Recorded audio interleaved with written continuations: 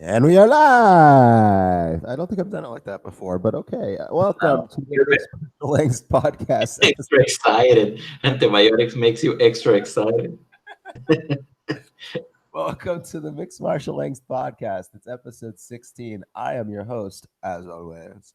It's Ben Cohn, your resident South African Khabib Nurmagomedov, who also happens to be Jewish and lives in New York. Speaking speaking of, the actual South African is not here. He is not. How do you say MIA? He's not. He is definitely MIA. He's doing one of two things. Either he's sleeping peacefully while dreaming of The Legend of Zelda Breath of the Wild, or he's currently playing The Legend of Zelda Breath of the Wild, or he's currently masturbating to playing The Legend of Zelda. Breath of Zelda, Breath of the Wild. It's If one you of know it, like Breath of the, it's a fitting name if you think about it for Zelda, the well, Breath of I the mean, Wild. if I had to describe Bilal's masturbation in any other way, I would call it Yeah, let's not do that. exactly. Let's not do that. That's something you. That I is something you leave to subtext, Ben. listen. No. No, Who is joining me there? You might recognize his voice. It's Alejandro, my yes, co-host. with my fake accent. How are you guys doing? Big ass accent. I am faking an accent. I was having a conversation the other day with Bilal about this. About when we recorded the breakdown for I the listened to the MFC, breakdown. I know. I know. I that trust I you. am faking my accent, like horribly faking my accent right now. Do an American accent. Do it. Do it. I won't. I won't do because I cannot get it. I cannot do it like completely like an American. But I can try it. You think I can do a Mexican accent? So what? Now, well, you have to go hard on the belt. Okay, here goes. To create types in composite. You can create new composite types. To do this, use the struct or mutable struct keyword, which have the same syntax as declaring the super type. The new type can contain multiple fields. Then now it's not going coming off well. Yeah, it's like the Mexican is creeping through. Yeah, I know, but trust me, I'm keeping the Mexican You're keeping it in to a check. minimal. Yeah, to a minimal amount, but it wasn't bad. You sound like a computer teacher trying to. I know, no, I sound like a text to speech Yeah, program. God, that's a good call. Anyway, I'm pretty sure they didn't come here to listen to us fuck around. Although maybe they did. Maybe Man. they did. But what we do have are some topics to discuss, and the first one we're of course going to discuss is uh, the goat retired. Artem Yep. Lobov. Artem Lobov has retired officially. No, GSP retired this week. He's no he's with the UFC no more though. Who? Artem Oh no, Lobov. he's done. I think he wants to do bare knuckle or some shit. Yeah, I mean, what the fuck is that with that? I don't Why know. can't he be granted his retirement with Fabricio Verdum, whom, hey, I'm not a big fan of, but why can't he be granted his retirement? Why does Lobov get to retire from the UFC and go do some shit elsewhere? He didn't retire from the UFC. He was let go from the UFC. No, that's my point. When okay, look, that's how you're saying in Spanish. You retire from retirarse, irse, leave a place. Um, He didn't leave. He was I know what, told to leave. yeah, he was allowed to walk away from the UFC, but No, he was told he had to walk away from the UFC. They didn't renew his contract. no, but it's Lobov. He's the best. I'm sure they wanted him back. No. But yeah, I get what you're saying. I definitely would like to see some other fighters not. But he's going off to get punched in the face without gloves, so I don't really know if that's an improvement or not. Dude, he may win those fights. He might, but he'll still eat punches. So I'm not sure. well, he wasn't like he didn't need to retire for we're really sidetracking here, aren't we? Yeah, the guy who gives a shit out of Lobov, he's okay, but we like GSP. He's better. We love GSP. In my opinion, and I believe the rightful pick for the greatest mixed martial artist of all time to date. All things considered, yes. What? All things considered, Yeah, yes. when you consider, the things that, in my opinion, do need to be taken into account, the level of competition he faced, the level Yeah. of dominance he displayed, the fact that he never got popped for steroids, whether he was taking them or not, we'll never know. To come back after 4 years with colitis and Ugh. and beat Michael Bisping, who, while obviously not the most elite middleweight, he did knock Luke Rockhold the fuck out. So, Yeah, that's important to note. And he did beat a faded Hendo too. yeah, well, I mean, no, he got beaten up by Faded Hendo and outpointed a Faded Hendo. Yeah, but let's try to tell the story a little bit more, so that it makes GSP looks better. But yeah, I see what you mean. He Listen, got beat up by him, and then Hendo outpointed him. Hendo was a uniquely suited fighter to fuck up Michael Bisping. And he did so twice. Yeah, it was great. I love that people still try to make the argument that Hendo won that fight when he didn't. Even with the 10-8, he didn't win that fight. The second one? Yeah. It's one of those things where you say, like, well, the rules say he lost the fight. But he won. But he won. But you know who won the fight. Yeah. You know who won the fight, but he lost. He lost he didn't win the title fight, but he certainly won the fight. A 44-year-old man beating the shit out of a 38-year-old man, to be fair, but still one who was as far not nearly as far past it. Damn. He fucked him up, didn't he? He really fucked him up, man. All right, so let's get right into it. You know what? To quote one of my favorite YouTubers, let's just jump into it. You have no idea what I'm doing there. I just realized. Is it Heavy Hands? Who? Is it Heavy Hands? No, it's this guy Phil DeFranco. Okay.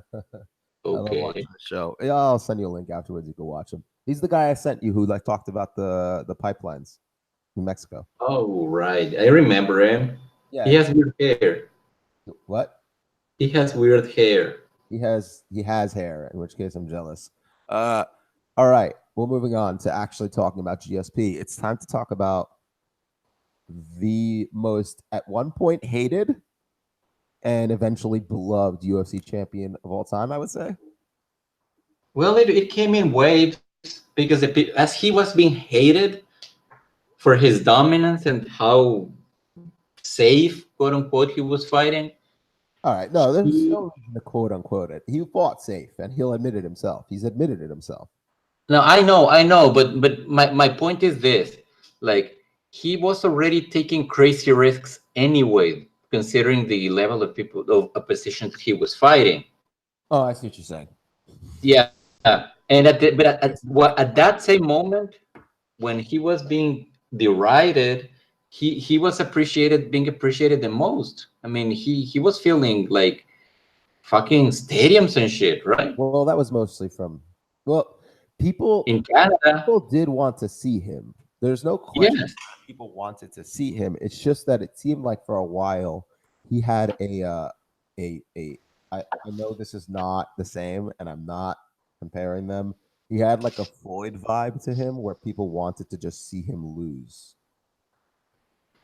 I don't know. I mean, if we're trying to take the full measure of GSP, we have to consider what he meant to the casual fans.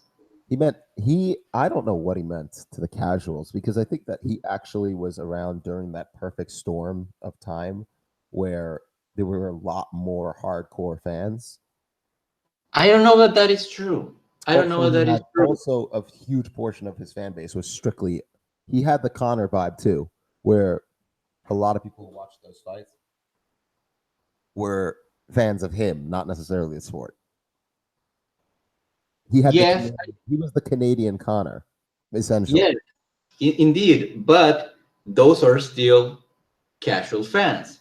Those are casual fans, yes, but they were hardcore GSP fans, which is weird when you think about it, and hilarious at the same time. But GSP is both weird and hilarious. If you stop to think enough about that. Have you seen him dance? It's hysterical and amazing. And I just saw a video leaked. I think it was from TMC, where he's like dry humping a girl. And he's like, "Go get it, GSP.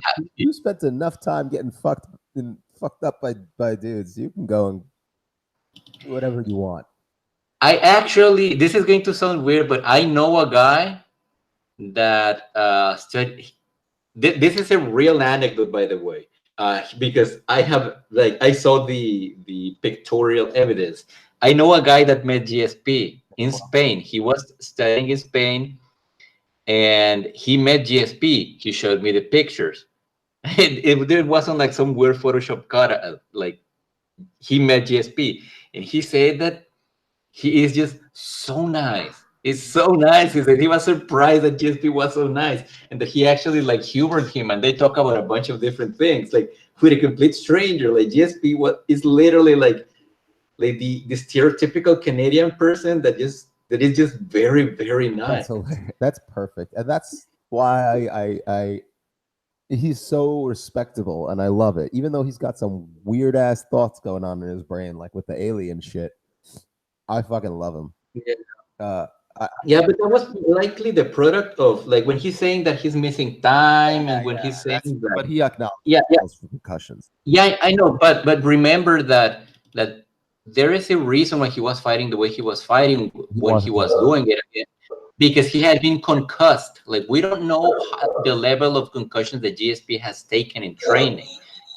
Well, he trained at Jackson's, and they do spar, or they did spar pretty hard, if I'm not mistaken, at one point. So it's very possible. I do also in the Dan Hardy fight. Firas Zahabi just confirmed like he was fighting with a concussion, like a legit concussion. That's why I like Firas Zahabi, but then I also was like, wait, if he was fighting with a concussion, you're a shit. And he acknowledged like I would never do that again today. Yes, but I don't really blame him. Like the level of knowledge at the time was just not.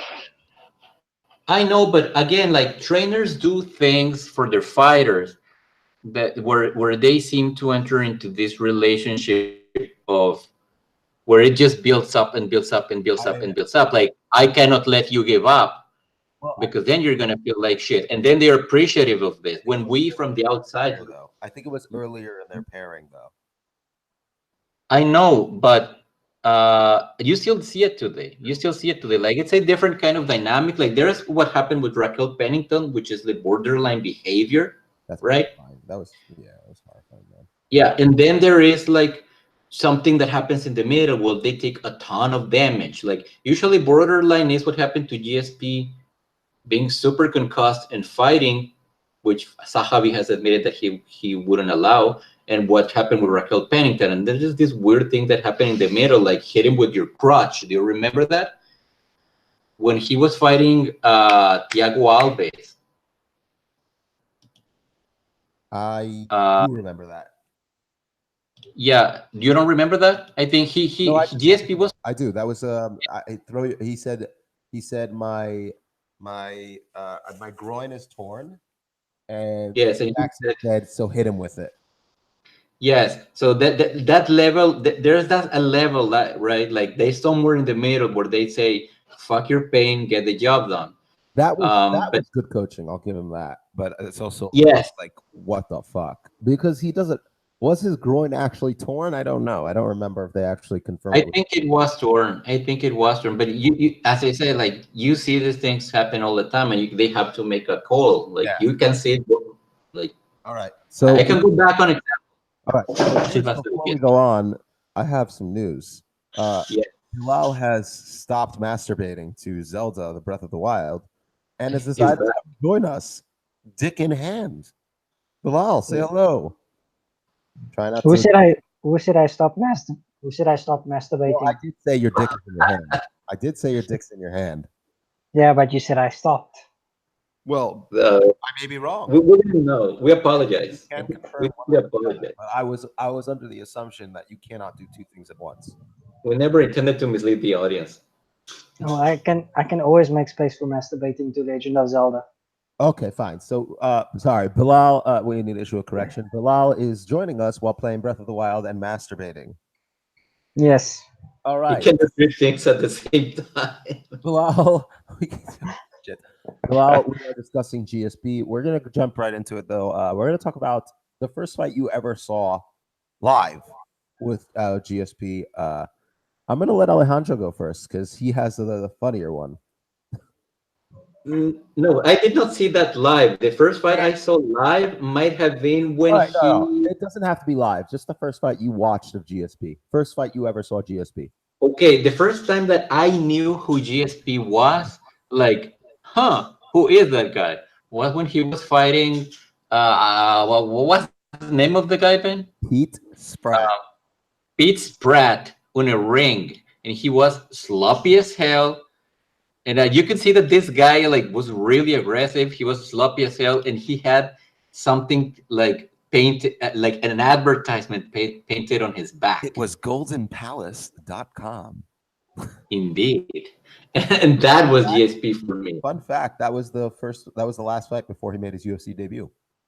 Yeah, I didn't. I don't think I was exactly aware of the UFC back then. Like I watched fights here and there, like from in YouTube, old Pride videos, like old UFC videos, like, but I wasn't aware of what it was properly. Right. So nice. I mean, that's a good fight to watch because he kicked the shit out of Pete Spratt. And then he it was very bad for him. Fun fact, I didn't realize this until I just reviewed his record. After he lost to Matt Hughes, he left the UFC for a fight to just beat up Dave Strasser. So cool. I think I did not know that. I didn't. That is true. So my first fight that I actually watched GSP was actually his dismantling of Thiago Alves. I was a Brock Lesnar convert, so that's the first time I witnessed GSP, and I remember watching him beat up apparently a monster based on the highlights, and just seeing I mean, what's his name? Alves's highlight reel was kind of absurd when you think about it. I don't know if people recall just how absurdly frightening Thiago Alves was, but yes, people don't remember him correctly. He had a high. He went into that fight with 1, 2, 3, 4, 5 KOs, and then a decision to Josh Koscheck. All right, and he was massive. Four of them had a knee involved in the finishes.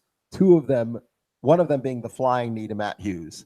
And I repeat, that, and I repeat, yes, he was massive. I also watched that fight live. So that was the first time I ever got to see GSP, and I also got to see that hit him with your groin thing, and I was like, this guy's fucking crazy. So that's my first time watching him. Bilal, what about you? Sounds like you were impressed with his performance. I was very impressed with his performance. I was impressed with his performance. Oh goddamn! I'm trying to think actually because I joined a bit later than you two, and then I had to go back into his catalog. But I think I saw the Nick Diaz fight first for him. Not quite sure. Yeah, well, that was at the time. Well, when I just started watching, I basically the first fight I saw was Nick Diaz versus Carlos Condit. So, and then after that, I remember seeing a GSP fight, and in both cases, I was very confused about what was actually happening because this was, in hindsight, after his rush days, where he just picked someone apart and like I was kind of, because they at that time when you first start joining, they sell you on the highlights, and then you watch a GSP fight, and it's just like the systematic dismantling he puts on, where even if he gets hit, he never seems like he's in any real danger. Aside just from kind of 4 times he was. Yeah, well, I mean, like aside from that kick, but like even even back when I watched it, and I knew absolutely nothing at that time, I was like, oh, this he's in danger for 10 seconds of the round, and then yeah, it's like nothing. I actually really enjoy watching fighters like that these days, but at that time it was kind of mind blowing how he could just take this dude with highlight real KOs or whatever, and just make them look pedestrian. Like they, there was maybe 5 seconds in each fight where you actually felt that he was in danger, and that's kind of awe-inspiring. It is so in a weird inspiring way. if you consider the fact that he's not a wrestler. He learned to wrestle late in his career. Oh, I didn't even know that at the time. I'm just going by what my experience was the first time watching him. Man. Yes. Yeah. All right. So let's move on. We're going to talk about anything other than GSP. No, I'm joking. We still got a lot more to talk about with him. What's your favorite moment? We have a career that's. My favorite moment is when he rubs his Who nipples. said I was asking you? Oh, fuck off. Mr. Late Guy. He rubs his nipple. No, that was a Greg Jackson thing. It wasn't just him. Rashad Evans was even better. He would like fucking like him and Keith Jardine would like caress their nipples. It was crazy and pinch them. He had a real game for that. Yeah, we're talking about a career that spanned 15 years, granted with a few-year break in 2020. This is going to sound very odd because I think the first fight Go ahead. I'll let you go. Go ahead.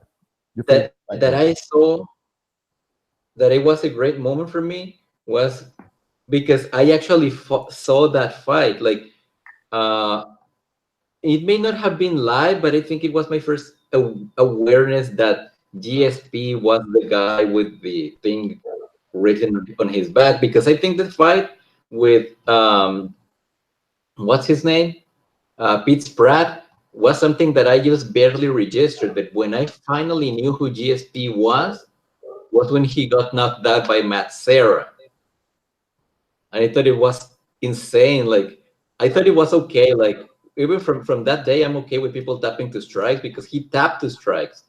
You know, this was not a tough guy that was like, quote unquote, at the time, mind you, at the time, willing to die in there, because later he was, but at the time, he apparently was so nervous that he just couldn't get in there, he couldn't get in the zone, and then Matt Serra just cracked him, and then he made him tap 2 strikes.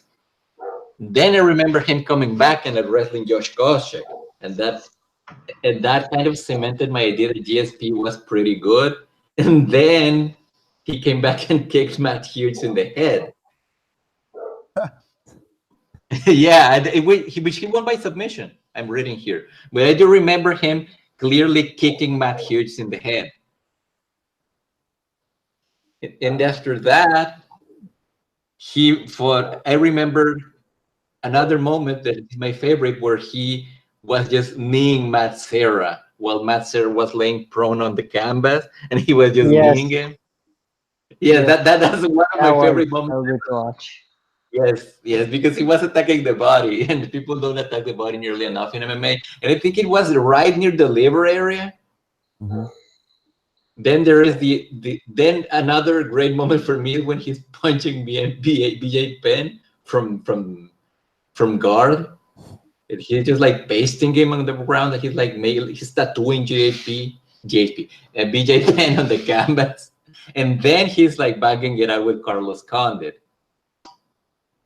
And then I don't have like that many. Oh, and when he beat Bisping, I like that. Those are like my highlights for GSP. All right. Well, that's good highlights to choose. I'm not gonna lie. I'm gonna go through my highlights real quick. I think some of my favorite moments personally for GSP. I don't have as many to choose from simply because I just started watching only UFC 100, and he didn't have that many fights. He only had 7 fights after that, and that 4-year break. Watching him get like just absolutely fist fuck Josh Koscheck's face was a good one. It was boring at the time. The whole fight. Well, I thought it was amazing. I was like, holy shit, he did that with a jab and nothing else. And I was just like sitting there going, this is delightful. Because I hated Josh Koscheck. He made me like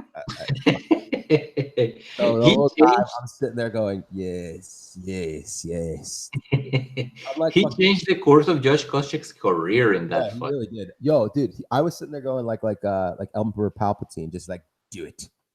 Yes, Do it. do it. Do it. He was just a jab, It and was- he couldn't. I And, didn't and want Koscheck couldn't get him down. So anything. everything. No, Forget keep going. it down. Like, think about like the stats of that fight are fucking hilarious. He outstruck him in significant strikes 110 to 16. That's absurd. But with jabs, so it's And- like And he threw this was the total strike count, 136 to 30. Josh Koscheck connected on 11% of his significant strikes and only scored one brief takedown. And he got taken down 4 times. That's crazy. beautiful. And it's so funny because, like, it, he also got leg. What's it? He also got leg MMA a lot. MMA fans realizing that fighters can also jab. Yeah, yeah, That's a GSP actually. That And is on GSP. yeah. And the other favorite moment as well. My other favorite moment would definitely be him beating Michael Bisping. My least favorite moment, while we're on the topic of favorite moment, just real quick, was the Johnny Hendricks fight. That was my least favorite moment. Because he lost that fight, but Yeah. then in hindsight, Yeah, you kind of have suspicions there, right? yeah. That No, maybe something wasn't. there's no question to me. Yeah, I love Johnny. I met him. He's a great dude. I have nothing bad to say about him as a person, but if he wasn't using, I would be shocked. yeah. Also, can we throw in George St. Pierre clearly dominating Nick Diaz? That's just Yes, that was funny. it's funny as hell. And like I remember, like Nick Diaz had like one good round. I think it was the 3rd round or 4th round where GSP was like getting a little tired from taking him down so much. And Yeah. Diaz had like one decent round, which was it was the 3rd round. It was he got some body shots in on GSP. I'm trying to find out if it was I think it was no, it was the 5th round. He got in a ton of body shots, but I think 4th round. I was right. It's the 4th round. He got a bunch of body shots and stuffed some takedowns. Right. So people were like, "Oh, he's making this comeback. He's making his comeback." And, like, No, it's not. and then he just fucking just like, nah, bro. Can we? But his sacrifice is like he's striking the fence just to stop takedowns. Yeah. Like that was the funniest part of everything. Yeah. Like him just walking around mean mugging and So, trying to get GSP to engage more, and then he's just getting clearly outstruck anyway. Yeah. Oh, he was outstruck every single round. Mhm. So that's my favorite part. Can we? No, keep going. You gonna say anything? Something else, below? Favorite moment probably kneeing Matt Serra on the ground. Oh, That was beautiful. I was That one of was the ones I saw live, but damn, that was gorgeous. And I say this as again, the thing is because of the fact that I live in New York and I got involved in jiu-jitsu and stuff like that and fighting. I met Matt Serra at like an expo. Dude, he's so fucking funny and nice.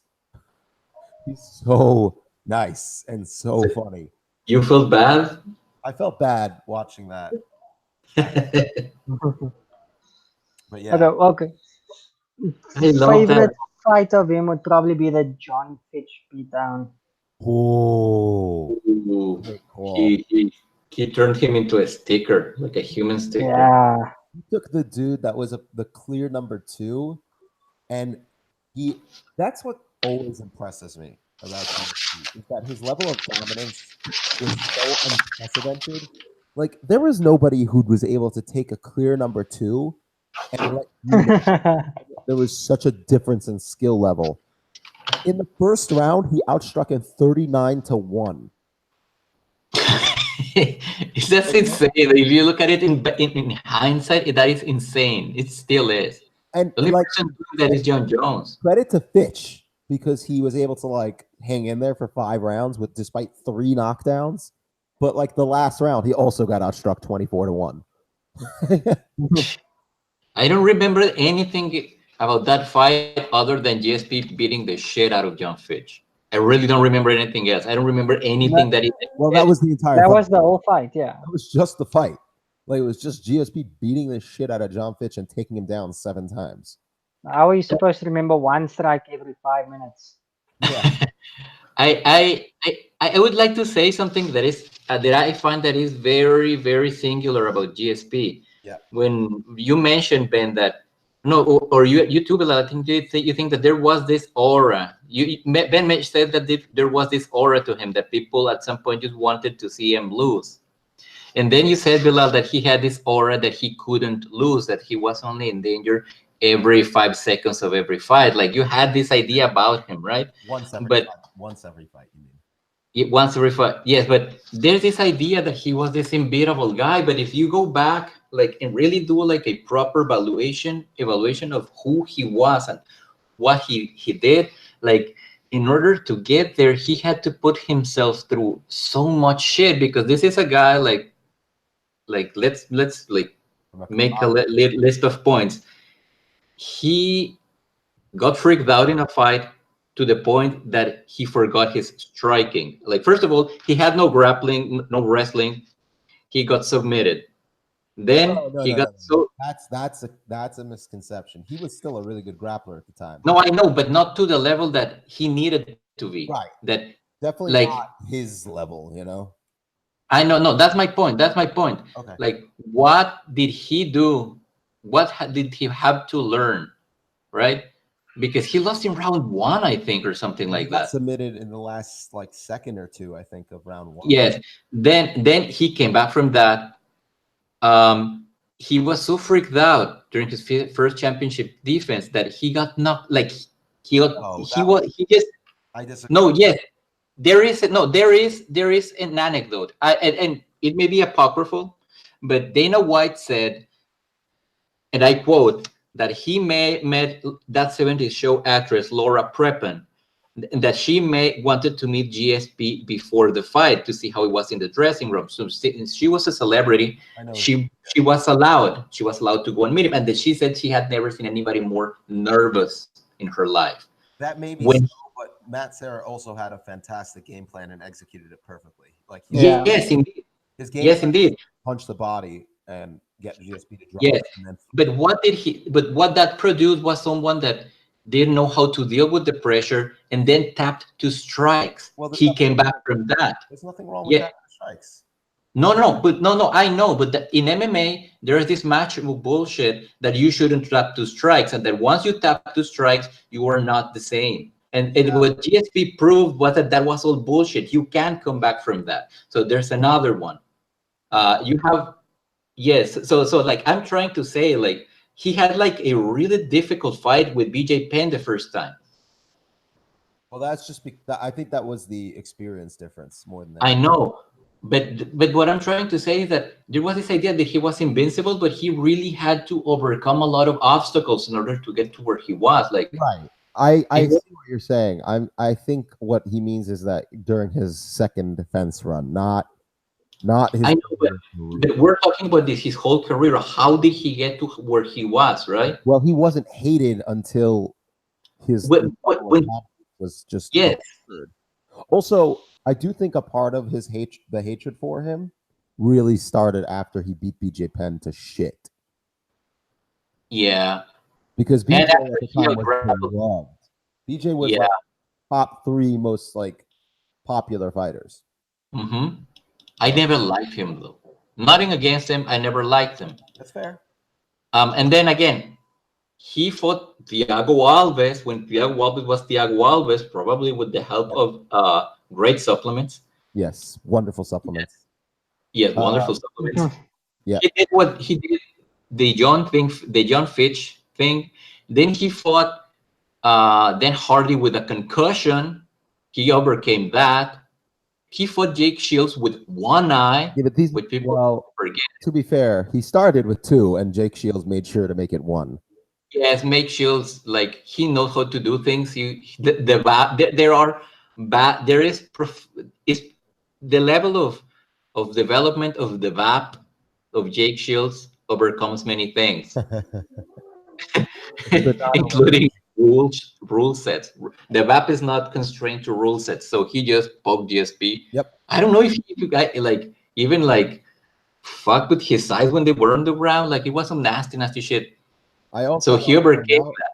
He's the greatest, in my opinion, and I think you guys can agree. He's the greatest offensive wrestler in MMA history, correct? Check Shields. Ooh, No, GSP. GSP. I would think so. I mean, look, wait. Bilal, name some MMA wrestlers you think might be better.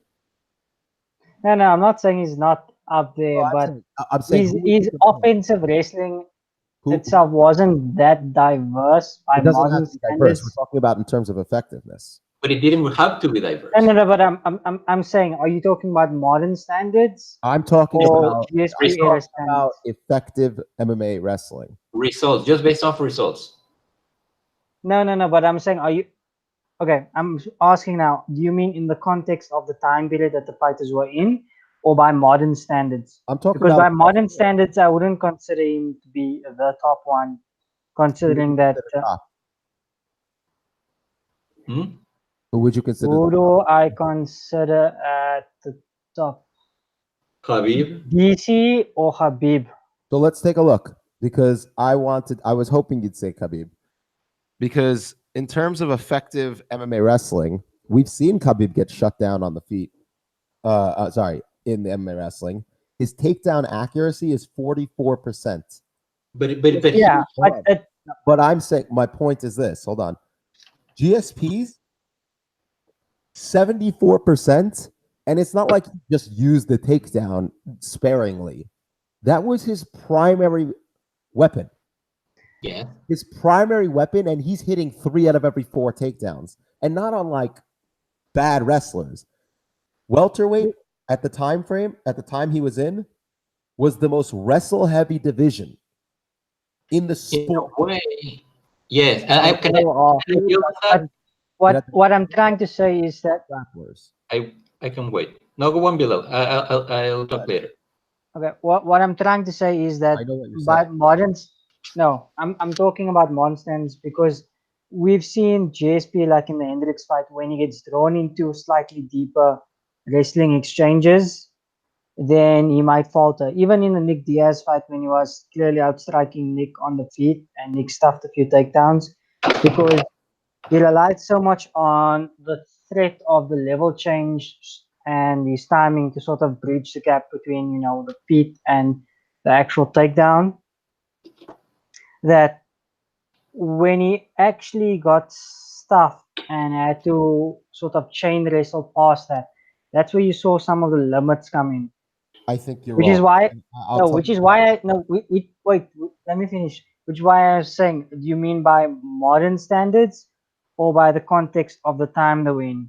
A couple things. One, you are talking about late career GSP, whose athleticism was severely compromised, and his knees were fucked. Number one. Number two, you brought up the Johnny Hendricks fight. He scored 3 takedowns out of 6 on a roiding Johnny Hendricks. That's number one. Yeah, no, I'm not like I said, I'm not saying he's not up there, but you can see him struggle, but with a deeper wrestling. Mistaken is what I'm saying, is that you're forgetting that he absolutely was not just able to chain wrestle, but he was excellent at it. There are multiple clips and videos you can find of him wrestling and switching between singles and doubles and switching directions, going up from the clinch down to the shots. I completely disagree, both in open space and against the cage. I think it's just forgotten because people just think of GSP as a double leg.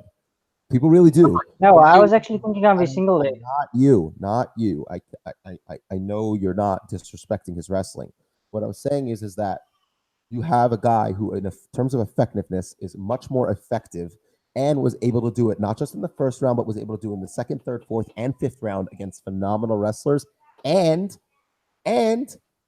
he never had a wrestling background.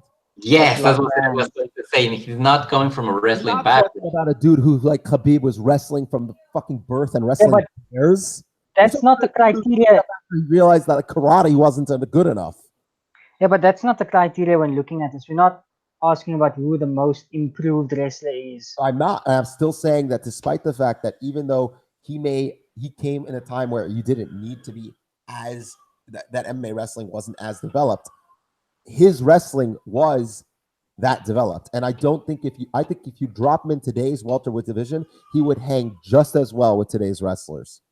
I see Possibly not. no respect why he wouldn't destroy. Let me make an argument here. MMA wrestling, especially at welterweight, the takedown defense improved to such an extent because he was around. If you look at the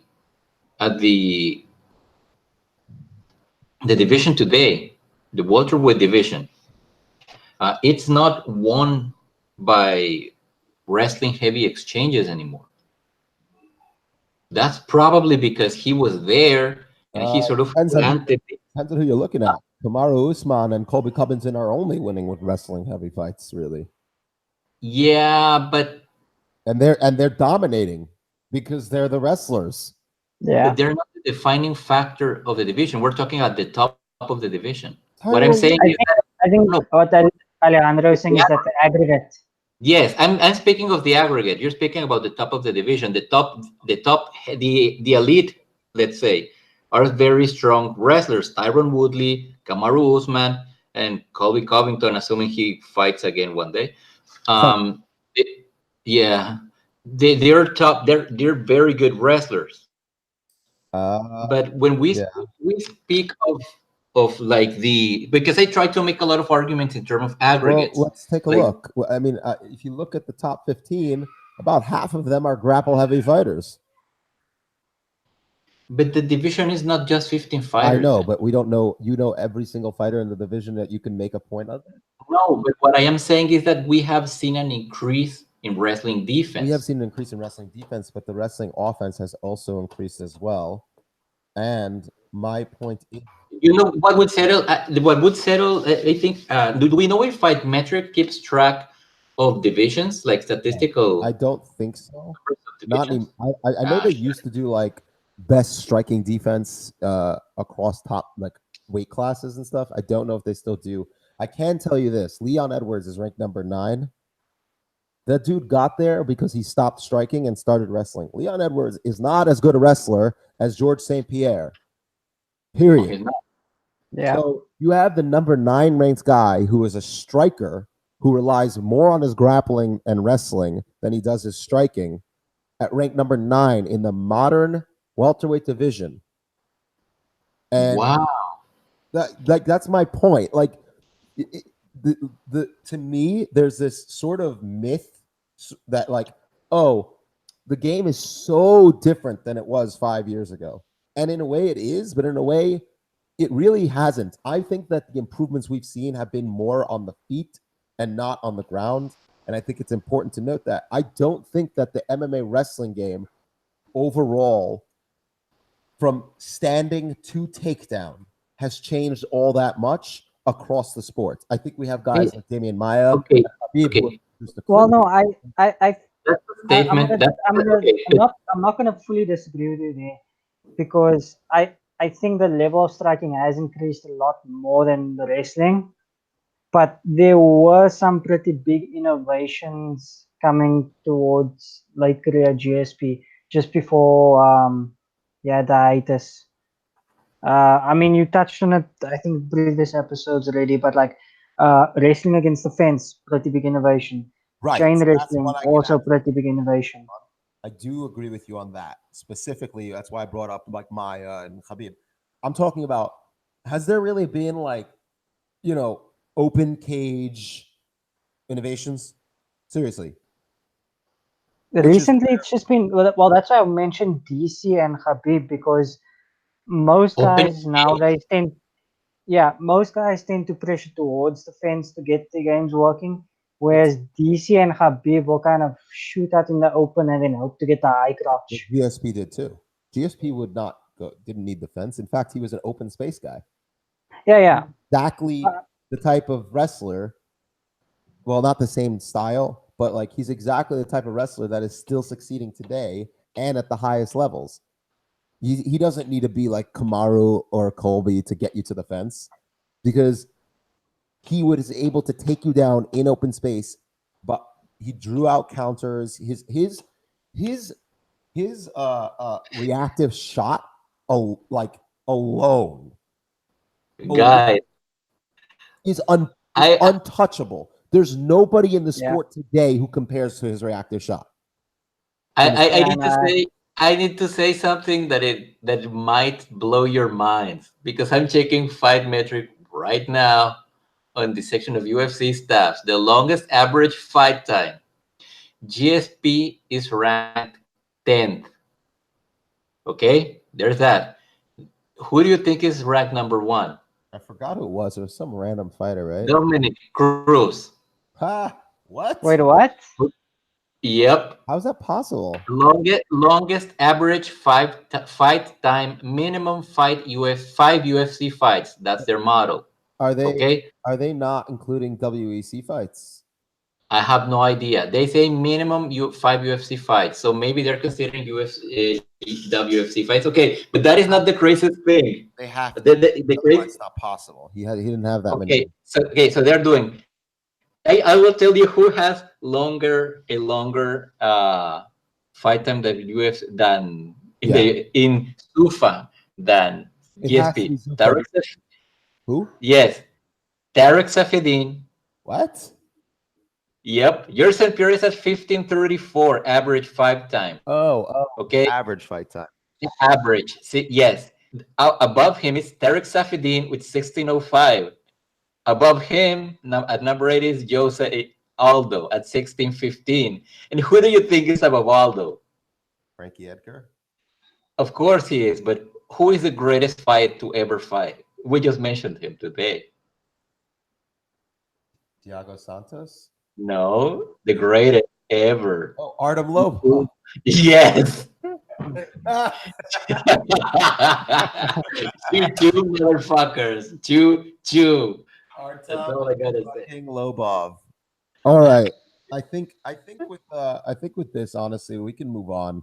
GSP, thank you for being GSP, for loving dinosaurs. For loving dinosaurs, for just being an actually nice guy in a sport full of fucking meatheads. We taking crazy risks and overcoming crazy things. We love you and we'll miss you. And go enjoy your thick women. Yes, because if anyone deserves to enjoy retirement, it's you. Go party on. That he loved fighting. The things he loved most in life were fighting, women, and dinosaurs. Thick women. He loves thick women. Yeah, he's a guy. He's in. Yeah. He likes thick women. And go get it. Go get it, GSP. Consensually.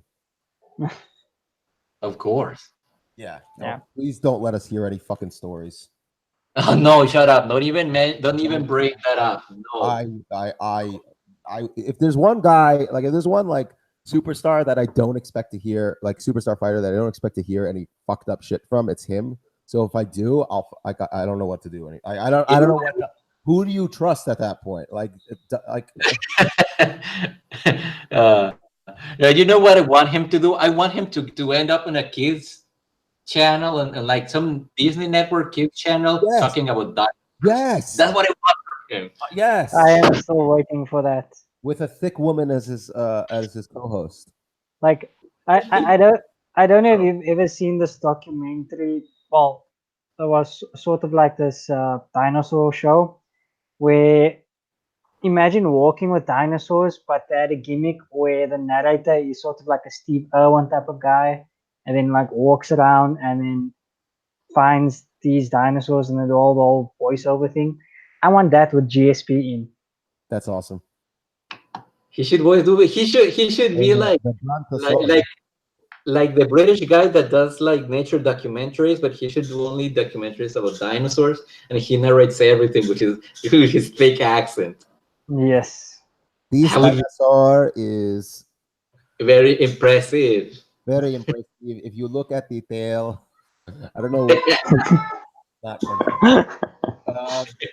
Anyway, let's move on. We're going to briefly discuss the Weird ass fight with Thiago Santos last night. Amazing and beautiful Thiago Santos. Who did Thiago Santos things? He fought Jan Blachowicz. Yes. An outfighting kickboxing match. Yeah. Held his own. And then when Jan did his best Thiago Santos impression, he countered him with a quick right hook, left hook while switching stances. And moving backwards. He was moving backwards. He was moving backwards. It was in the southpaw stance. Clocks him with the right, switches stances, and knocks him down with the left, and then finish him with Brock Lesnar lunchbox hammer fists. Yeah, no, Thiago was playing the long game. What is happening in this? Pretending to be a technical kickboxer just so the other guy can start brawling before you. Like, I don't understand. Now, like, I'm genuinely serious. I'm not joking. Before this fight, I was like, okay, if Thiago Santos wins, it's going to be via Thiago Santos things, like whatever. But he did win by Thiago Santos thing. Right, but he did it only for 12 seconds, and the other 10 minutes, he's just like, I'm just going to kickbox with him with awesome. It's like he just all those things we say that he has seized these openings and responds with crazy things. Is that he just woke up and said, you know what, I'm going to be technical today. Yeah. He was like that's what he was supposed to do versus Jimmy Manuel apparently, and like that was when he decided, no, I'm just gonna go and fuck him up. But yeah, before the fight. Listen, I'm now actually interested in a John Jones Thiago Santos fight. I'm interested at this point. Yes, but I have to say that I did see a glaring issue with the way he handles distance control because he couldn't find he couldn't find his distance with Blachowicz until much later. And I mean, he did set up the finish because you can see him trying at least that exact sequence twice before it actually connects at the end. But in the previous rounds, but against John Jones, he's going to have a massive problem with the reach. And if he's having, he's going to be going. I think he's going to do what he did with Manuel. Yeah, he just with Manuel, and I think that is what is going to interest me because if Jones can force the kickboxing match, like Thiago, he won't. I don't think Jones will be willing to risk anything. So we're going to see a tentative Jones fighting the least tentative fighter of all time. I hope so. Wild man, Thiago Santos. We're being disrespectful of Anthony Smith. I mean, no.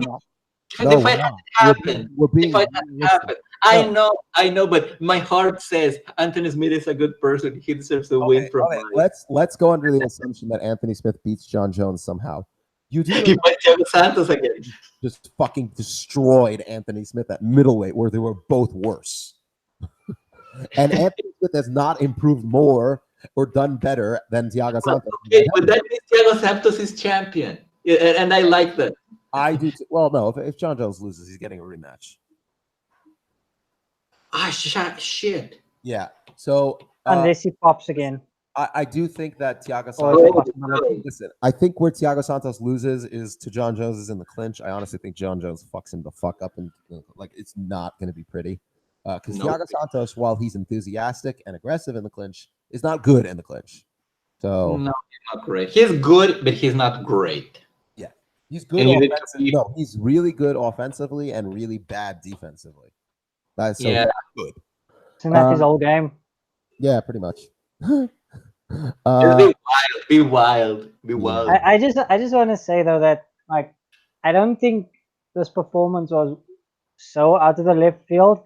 No, because at middleweight there was a few fights where he tried fighting a lot more like this. Like he definitely made a few improvements here and there, but it's not like it was an outlier as a fight. Right. But my point is that he's improving. That thing that you are describing, he has improved it to a point that it looks different. Yes. It is significant. But I agree with Bilal, but guy just got better at it. Yeah. It's a marked improvement. Okay. We have to move on. We're gonna just briefly say to Stefan Struve, we love you. you retire instead of this maybe stuff? You've taken enough damage. Because he has heart issues. He legit has heart. He said his heart is good, but like I'm not even talking about that. Just like his amount of he got dropped by Marcos Rogerio de Lima, who's I a know. jiu-jitsu, who's a kickboxer. He's a big, strong dude, but he's not good.